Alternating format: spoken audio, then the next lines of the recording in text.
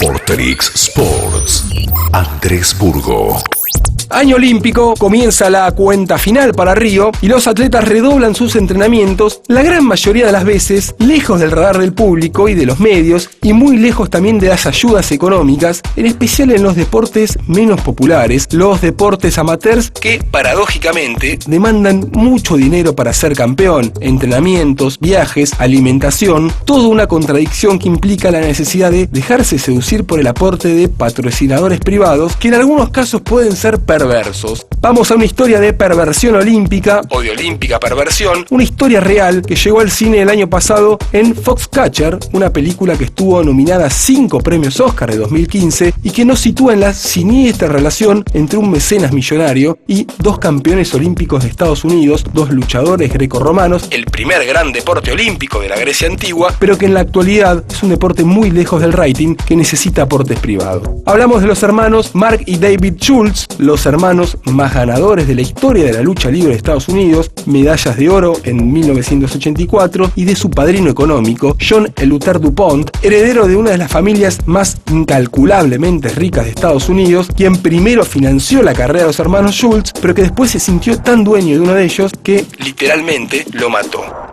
Esto ocurrió en la década del 90 y son esas sombras que no solemos ver detrás del brillo olímpico, historias de vanidades deportivas y de mecenazgos a deportistas amateurs, en este caso un billonario que en los años 60 ya había cogido a un atleta argentino, al nadador Luis Nicolao, récord mundial de los 100 metros libres, un José Melans de la época, pero mejor. Nicolao no está en la película, pero el año pasado, cuando se estrenó The Foxcatcher, contó cómo era DuPont, alguien incapaz de relacionarse si no era por dinero, al punto que su madre le había alquilado amigos para jugar en su infancia, un tipo que más tarde intentaría ser deportista, primero nadador, pero que era muy malo, y lo que hacía entonces era comprar piletas y centros de alto rendimiento e invitaba a los nadadores olímpicos y le fomentaba su carrera y de paso nadaba entre ellos y seguía siendo un desastre. Era como si el hijo de un jeque árabe jugara en el Manchester City o en el PSG, pero él seguía entrenándose y creyendo que algún día también podría ser deportista olímpico, algo que por supuesto nunca sucedió. Nicolao también recordó que un día John DuPont, ese pésimo nadador que igual se entrenaba todos los días entre los mejores del mundo, un día le dijo: mamá quiere invitarte a que pases el fin de semana con nosotros en nuestro campo. Entonces fuimos al aeropuerto, recuerda Nicolao, y nos esperaba un 707 privado, que era de su madre, cuyo interior era una especie de palacio, algo nunca visto. Ese avión aterrizó en la propiedad familiar, nos esperaban 3 limusinas con varios servidores que cargaron el equipaje, entramos en una residencia imponente, subimos una escalera aún más imponente y en la pared había varios retratos de los antepasados de John. En los marcos siempre aparecía el apellido DuPont y cuando llegué arriba de todo me encontré con el retrato de John Eleuthère du Pont, así que ahí entendí que mi deslucido compañero de natación era el heredero de la familia DuPont.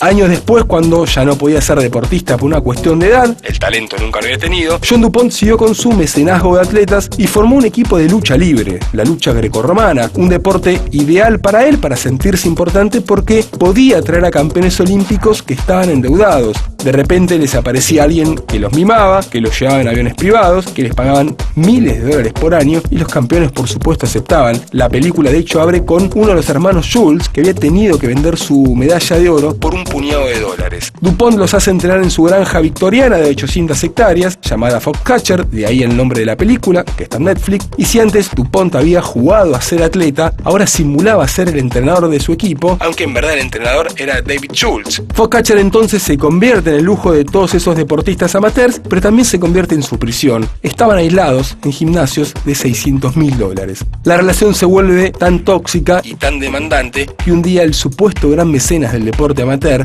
John DuPont, termina de enloquecer y asesina a balazos a Dave, el ex campeón olímpico devenido en entrenador en Foxcatcher. El millonario es arrestado, recibe perpetua y muere en la cárcel en 2010 después de haber sido declarado insano. Así que cuando en Río hablemos de locuras olímpicas, no nos olvidemos de esta.